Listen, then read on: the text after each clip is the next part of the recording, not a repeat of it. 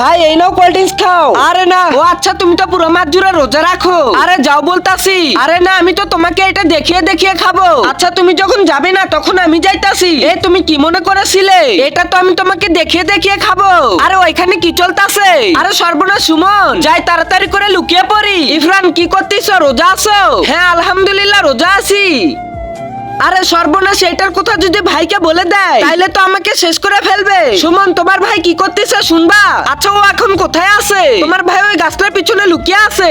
এর আগে তুমি যদি আল্লাহ তাআলার এই পবিত্র সুন্দর কোরআনকে মন থেকে ভালোবাসো তাহলে ভিডিওতে লাইক করে চ্যানেলটি সাবস্ক্রাইব করো। আর তুমি যদি লাইক সাবস্ক্রাইব না করো তাহলে আমি বুঝে নেবো তুমি শয়তানকে ভালোবাসো। আর কমেন্টে অবশ্যই আল্লাহর নামটি লিখে যাবে। দাঁড়াও, কই যাইতাছো?